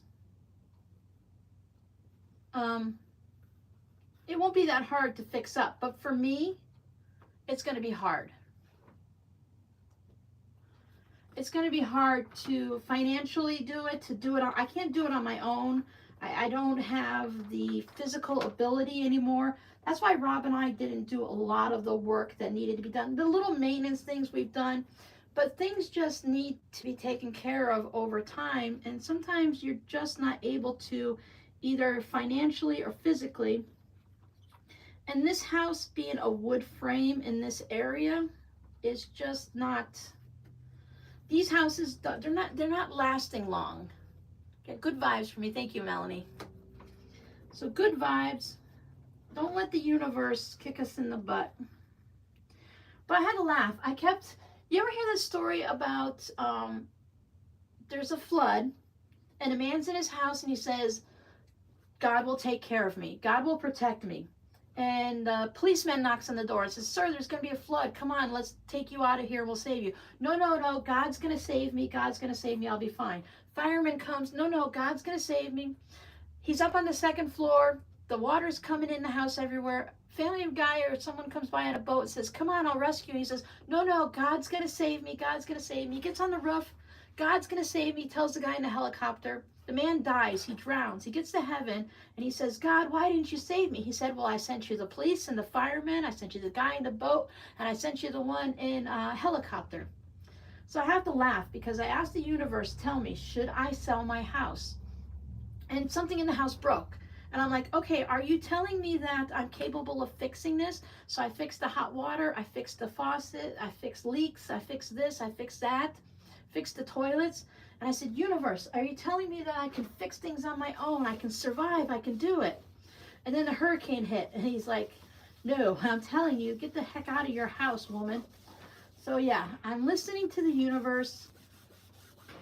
And I'm moving on. Yeah, it's just, sometimes you have to. Virginia and Nebraska, they all have surprise.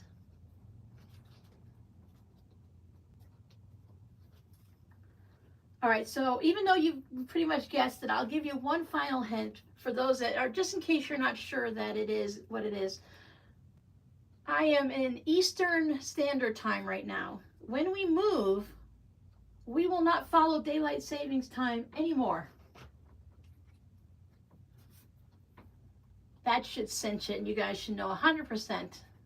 We are hard-headed. I wasn't sure, should I do this or should I do that? And I can live here on my own, but I always thought that after Rob passed that I would sell the house and move into a little apartment somewhere.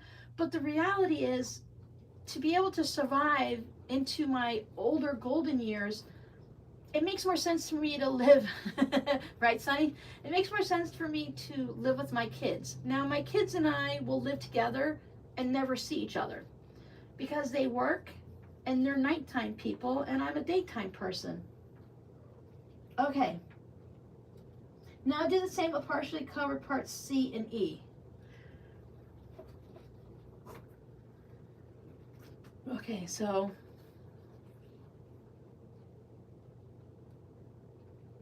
oh man. Okay, can you guys just bear with me for a second? I've got to go over and watch this darn video because I don't know what I'm doing at this point. We've talked too much and I've done too much. I forgot what I'm supposed to be doing. So chat among yourselves. I'll catch up with you in a minute.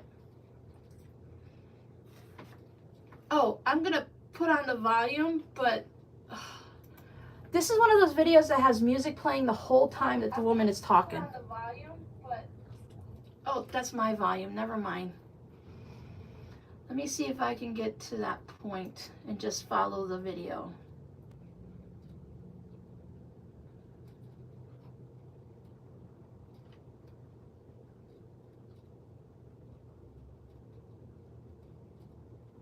I got the spinning wheel of death. Isn't that nice? All right, we've got to be smart enough to figure this out. We'll do it. We can do it. Bye, Heather. Thanks so much for hanging out with us.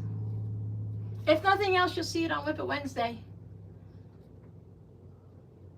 Oh, we'll have to have a big old meetup, huh? Okay. Let's see. I can figure this out, right? Hi, sweetie. I know it's dinner time, right? So we set that aside. Now, take the completely covered C. Oh, because I never completely covered this, right? No, that's C and D. Hold on. Hold on. Come here. I'm not feeding you out there, so you're out of luck. Mom's trying to figure something out. Hold on, I'm trying to be smart here. Okay. Now do the same with the partly covered parts C and E. So this is C. Now E.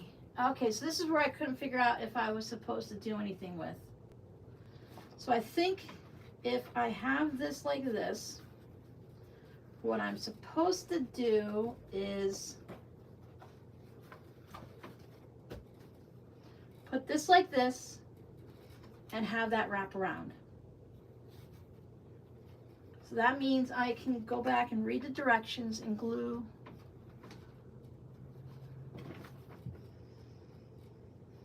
part E. No, cut the corner. Okay, now only glue the top part. I did that. Cut the corners done in step 2. Now only glue the top part on the cardboard, lay aside. Where's the other E?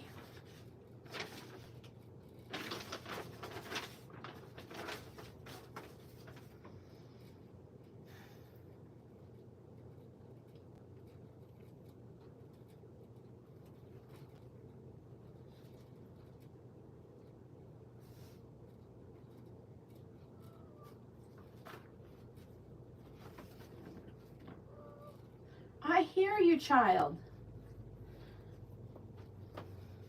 You're not getting in my chair, but you can come over here. Come on. Come here.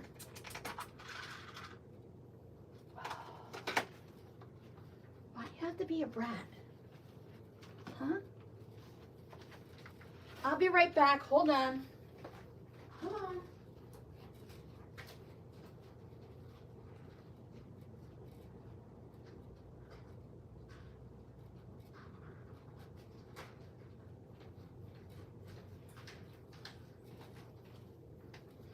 It's going to be an adventure, though, with 5 cats in one house.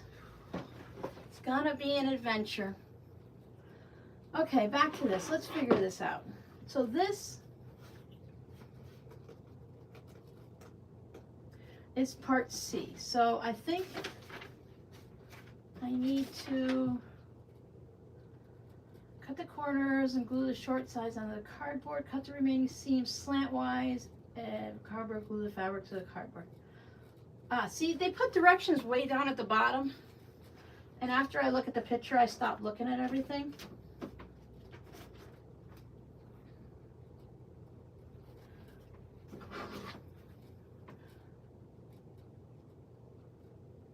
Yes, Melanie, that's the part that's going to be, so this is the back part. This is the part that slides into, and then these are supposed to wrap around.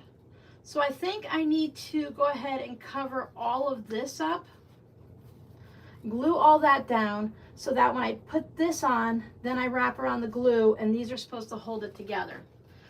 So that's gonna get like this.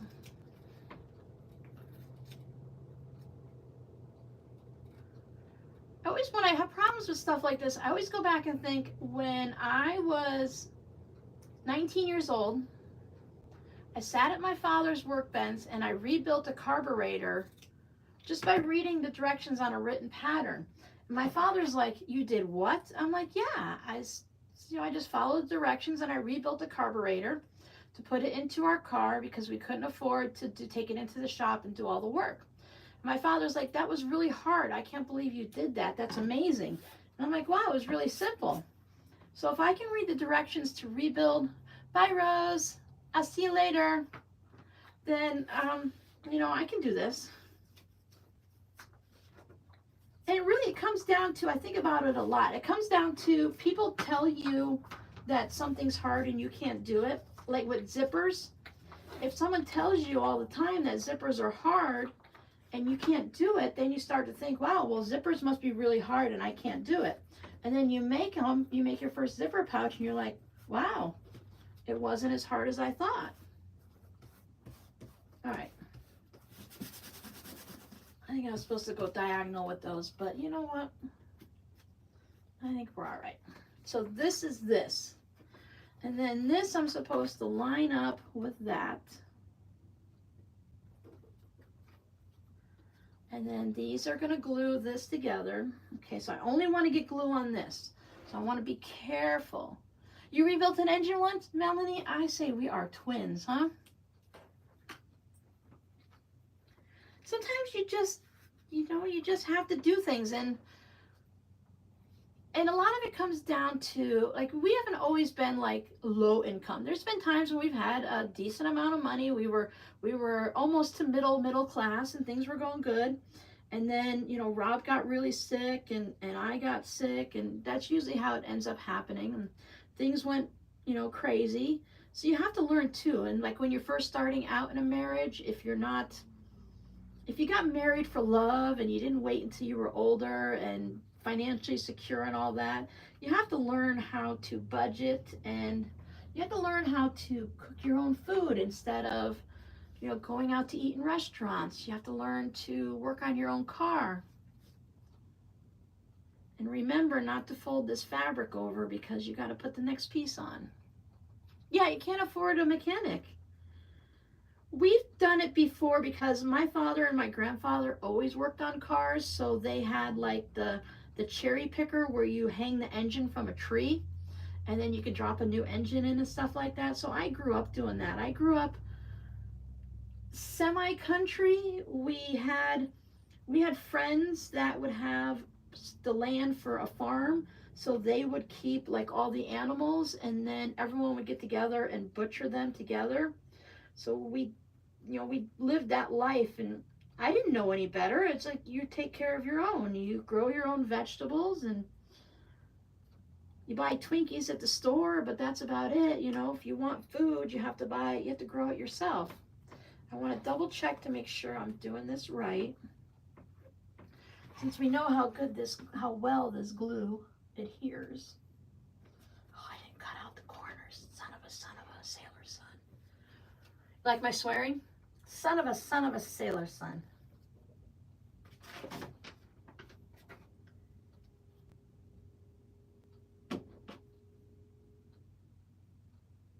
This one goes.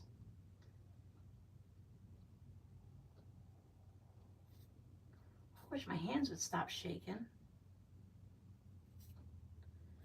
Because sometimes you just have to do these to see, like, okay, that's how this goes together. Okay, now I understand. The short one at the end is the one that I cut diagonally so that it covers the corner. I shouldn't have put glue everywhere. I think I'm doing pretty good with the glue, Jody. I think you would be proud. I don't think you can complain too much, right?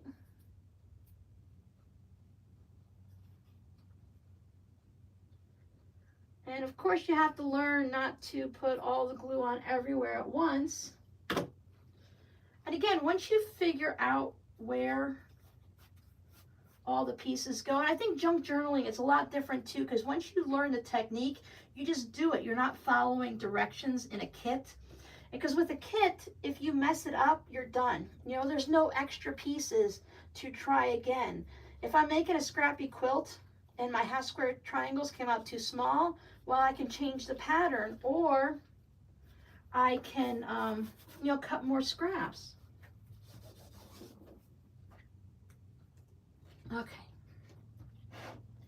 All right, so there's that, and there's that. And there's that. Now this part I remember just from seeing people do them, and you're pretty much just going to stick everything together. Oh yeah, they gave us the tape so that when we put this together, we can tape it to hold it, but you know, hey. Okay. Oh, hi, Helen. Oh, Helen, that means you're not feeling very well still. I hope it's just a regular appointment. I hope you're feeling better. But I'm guessing if you're at the doctor's, then you're not. I'm sorry. Now because of the spine and the hinges, I want to make sure that this piece here is closer to the edge so that this can actually become a book. And same thing here, but I'm only going to glue one at a time because we don't need to do too much at once. Now, Melanie, I don't have any, oh, that didn't glue. You know what? I'm going to do something. I'll find a cheat way to fix that. The glue here, while it dried kind of, I don't know if you can see, come on. it has a shadow of stuff here all the way down from when I put too much glue on it. So I'm gonna have to put something on there, like take an extra piece of fabric and put it on there. So I think that might be something I need to do. I could like put the salvage from it on there. That might be fun, but it's not going to a quilter, but that's okay. Non-quilters can appreciate a salvage too, right? Oh, wow. All right. So I can glue this entire piece.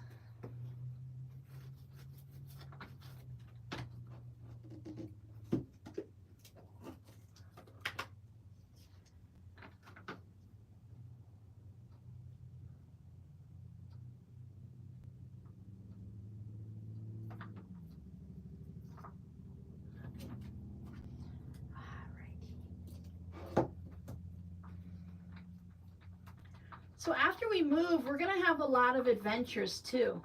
First of all, I'll do a farewell to this house. I probably won't show you my kids' house because, to be totally honest, I love my kids, but I'm gonna have to clean their house before I can live there. Just because, you know, they're young. They're young and they're single and they've been doing their thing. But before it used to just be like empty water bottles and just, you know, the dropsies. And we all have the dropsies. I 100% admit to having the dropsies all the time. But now that they have 2 cats, you kind of end up with like cat fur and stuff like that. And they don't see the floor, so they don't vacuum. I love my kids. I've been there before. I had a laundry chair where whenever we had dry clothes, we'd pile them in a chair and you just pick through and find your stuff and wear it and you're good to go. Getting better, just finding out about cough that won't go away. And if it's that C word, then, oh, okay. Thanks, Melanie. Then I hear it lingers a lot, which is annoying. I heard that lingers and that the tiredness. So I hope that doesn't linger for you. Oh, here it is. I was a little concerned because I thought, oh, I don't have masking tape. I don't know if I have any. I have some painter's tape or whatever. Sorry about the noise. And I thought, well, whatever. But then I opened up this box. I'm like, oh, look, it's got masking tape in it.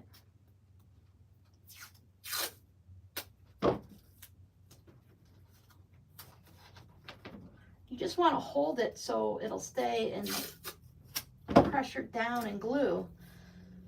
Guess you could probably put some type of clamps on it or something too, but I want it to really hold well. So if this doesn't work out, I have alternate ideas for the person that needs a gift. And the other one, well, if the other one comes out better, I'll just give that to the person that has an upcoming birthday and figure something else out for the other one.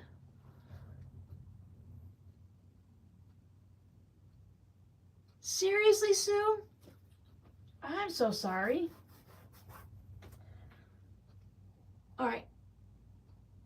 Now, I talked to Sue a lot. Let me see if I can get this right. They both have a J name. So let's see which one is the youngest. I want to say Justin is the youngest. Heavy books with wax paper, so it doesn't. Yeah, that makes sense. I was going to use my, my clappers from quilting, but I thought that might not be a good idea. So we'll just do that. So now this one has to do this. So now, if you can handle stuff like this and you can make junk journals, those who want to make art quilts this year, it's the same thing really, just saving up stuff. I want to do that this summer, probably sometime after I move from this house. Because by then I'll have found all of my beads and doodads. I know where my beads are. I just don't know where my doodads are. And I thought we could start out simple with art quilting and not be too decorative yet, and then move into the really good stuff. I got it right? Woohoo!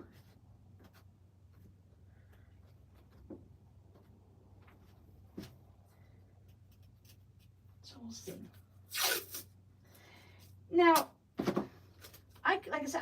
easily get into this, and I would end up having to sell them, but I don't know if I could. First of all, would anyone be interested? I don't plan on doing these to sell. I really don't. I think they would be fun to gift. But do you think I could put them in the same shop that I sell the fabric items? Do you think that would work out? Or do you think junk journals would have to have like their own spot? Some people say you can put whatever you want in your Etsy shop, but I think some things, they kind of need to be cohesive. You think they'd mix okay?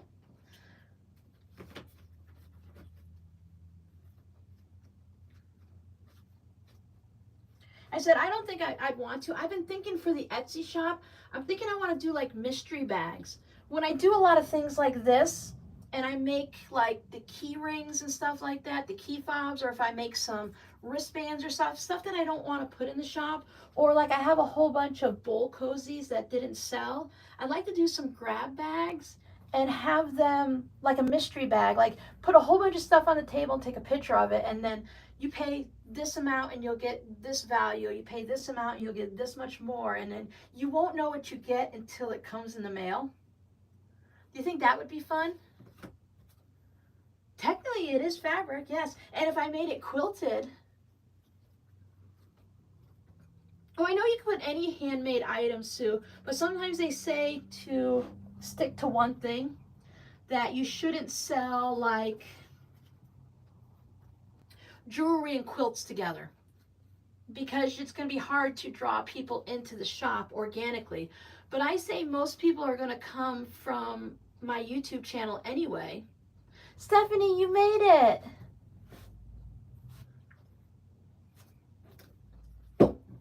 You guys do realize that once we're in another time zone, that it's like a 3-hour difference or 2-hour difference. It'll really change how things are. Now you would put this into here.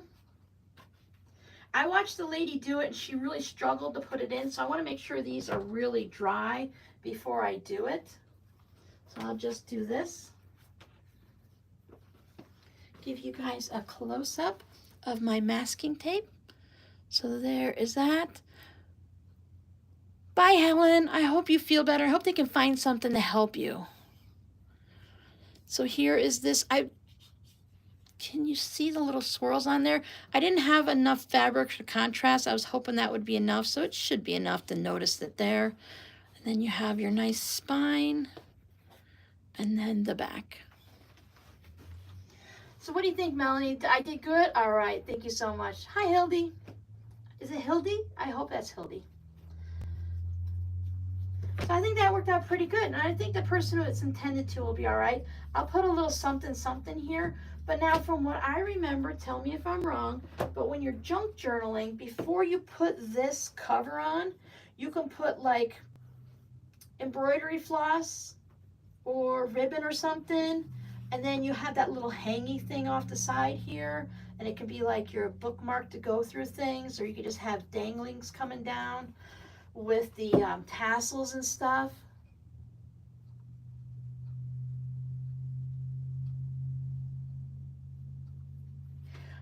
Yes, I mean, I agree, but I was going solely by the kit and just making it as is.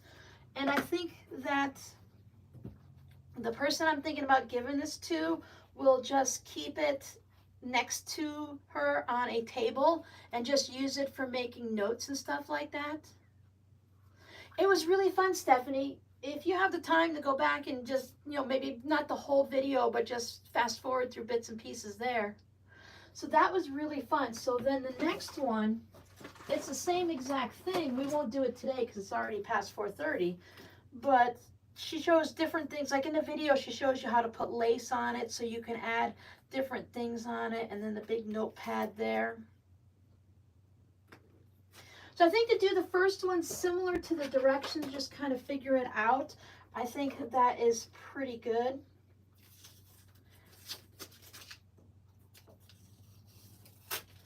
Next time I can change it up a little. Now I can see myself, like some of these corners aren't perfect. They're gonna end up fraying. Oh, Melanie, I don't have fray check. Can I put something else on here? Spine jewelry, is that what it's called? I like that. Can I just put a little dab of just any type of glue on there just to cover those corners up to stop them from fraying. I know I don't have any fray check. I have Mod Podge, tacky glue, Elmer's glue, and then this glue. Thanks, Karen. I can just use any glue on it? Okay, excellent. I used to have fray check, but since I didn't use it a lot, it dried up. Let's see if I can get the notebook in now if it's dry enough. I mean, she really struggled. Less is better. Oh, on the glue? Yeah. Okay, I learned the lesson with the glue, definitely on here, because that's like the first things we did, so I know better now not to put so much glue on it. I can use my permanent heat and bond that you can't sew through, and I can always put something on just using that, because I can see it here too. So I can always use that and iron on. See, I tend to use too much glue and tape because I'm always afraid that it's going to come undone. Well, that's not as bad as she did. So there, I think that's like, yeah, okay, all right, shh, all right, you got to learn by doing. So I think, well, over time, I think the weight of that will hold it, but it does want to pop open.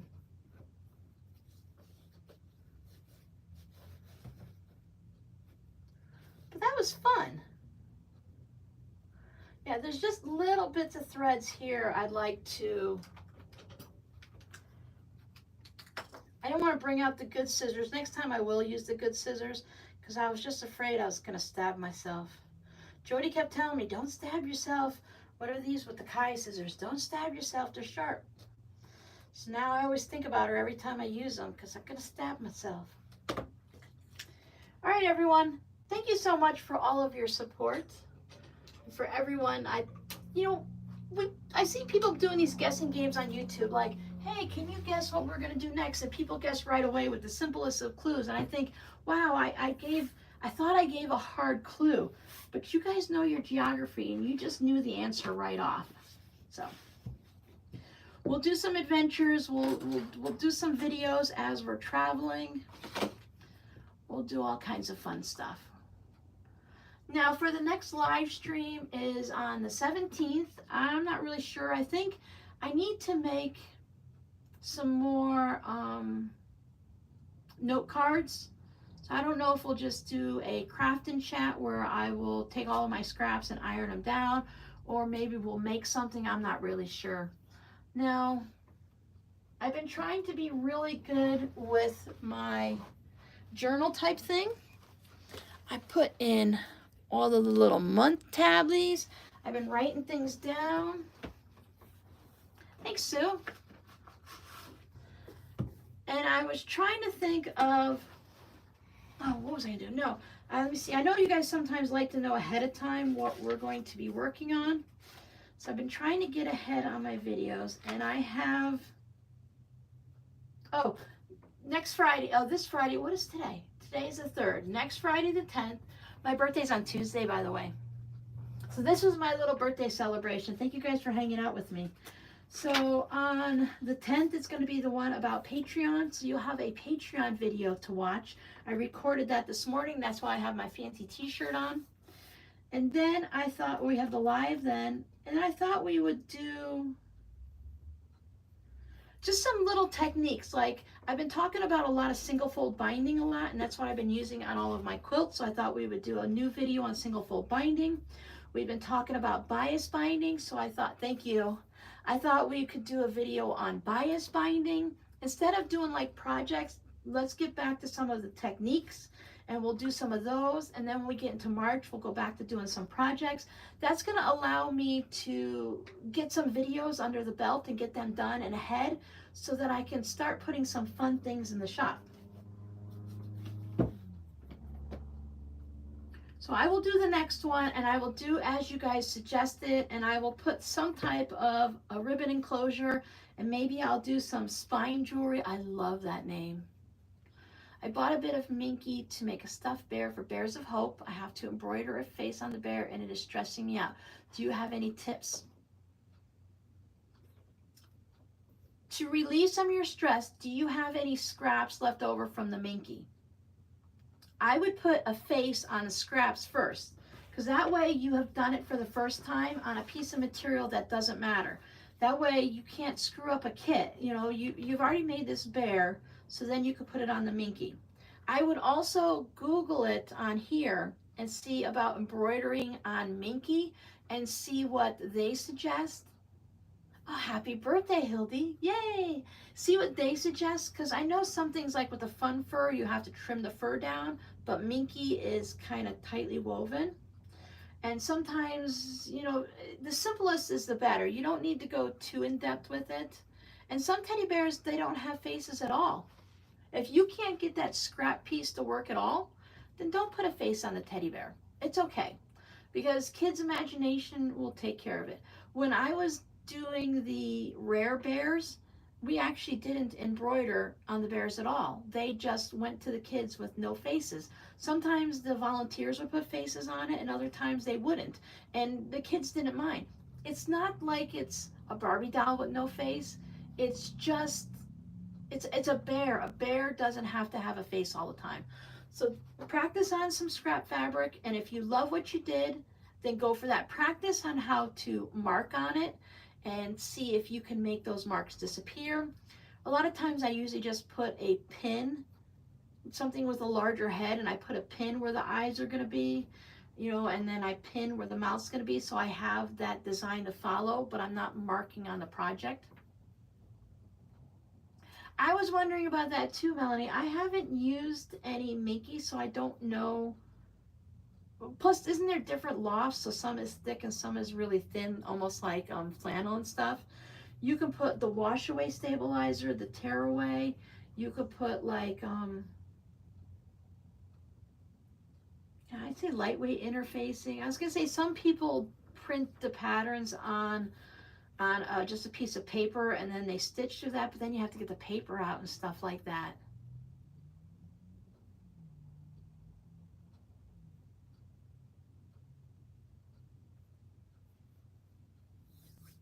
The Minky makes a mess. I've heard, yes. I did, oh, for my neighbor, when her son passed away, the quilts for Daniel, I ended up having to tie those, because I don't know if I could do them on my machine. I hear it stretches and pulls and stuff.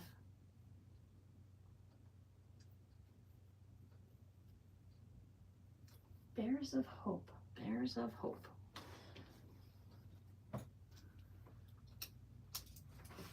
I'm not sure I've heard of that one.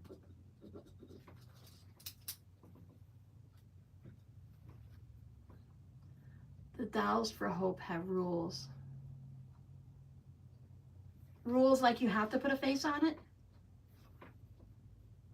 Or dolls versus bears? Dolls of Hope. Yeah, I mean, I know they have to have rules because if they're going to kids and stuff, you have to, they have to be safe and stuff for children of all ages.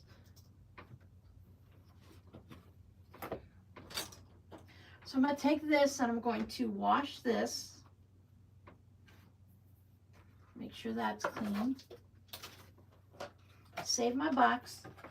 And I always save these little zipper pouches because they're great for small little things. You never know when you're going to need something small.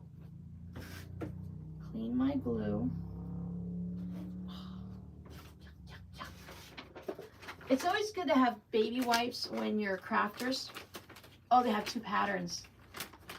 They have to have a face.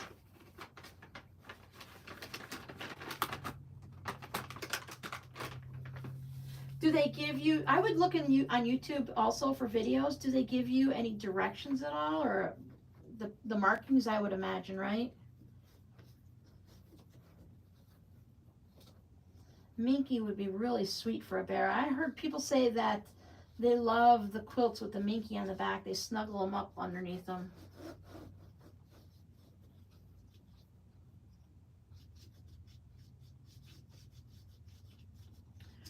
All right, ladies and gentlemen, thank you guys so much for hanging out with me.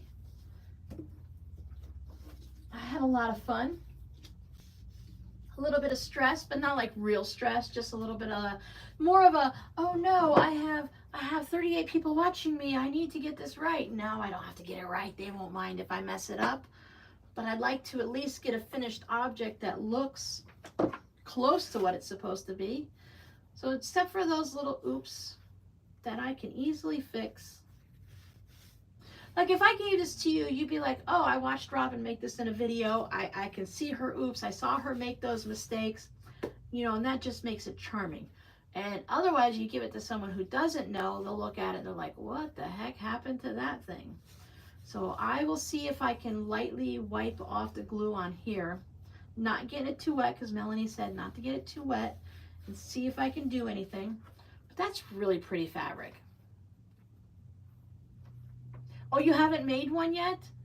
I would make one in the easiest fabric. Yeah, you would still love it. I would make one in the easiest fabric that you can based on their directions, and see if you enjoy making them, because there's little frustration parts based on a lot of the bear patterns, like sewing the head onto it. If you have a 3D bear, if you're sewing a front and a back together, no problem. But if you have like 3D bears and heads and stuff, and you've got to put the head in there and sew around that little hole, it can be hard and frustrating. So give yourself the chance to do it with the easiest fabric first, and then graduate up. Once you know how all the pieces go together, then graduate. So for example, we made this book. Now that we know how it goes together, the next one's going to go together quicker. And also now you can start adding the beads and the ribbons and all. Oh, it's just one piece? Oh no, Melanie. Yeah, I still, even if you can't give it to them, you just make one for the dog, or just to have on a shelf, or just to give away to somebody. I would make one in whatever, like cotton, quilting cotton first. See how the pattern goes together and see how everything works, and then go ahead and work your way up. You know, if you want to do the flannel and then the minky, just to see how it all goes and go from there. All right, everyone. Anyone else have any questions? Remember, you guys can always email me. I do take requests for videos and stuff. And to be honest, I have to be really careful. Over on Patreon, we can do whatever we want. But here on YouTube, I have to research the project to make sure it's going to get a certain amount of views. Because if I put up a video that's not popular to the masses outside of us, then it affects my algorithm, and YouTube doesn't put my channel out to other people, and it just becomes a big hodgepodge mess. And other times I just get so backlogged. I have my notebook, my flamingo book, where I keep all of the ideas. So I have them all listed down, and you know, the whether or not they're going to work for a video and how they'll rank and stuff like that. So I do have everything written down, and I try to get through them when I can, but that's about all I can do. You're welcome, Karen. I hope everything works out good. If you're in the Facebook group, you can show it off there. If you're on Instagram, you can show it off there. And if you want, you can just email it to me. I will ooh and ah over it. So thank you guys so much for hanging out with me. I'm going to press the stop button and let you all have a good evening. Everyone stay warm, stay safe, and I'll see you next time. Bye.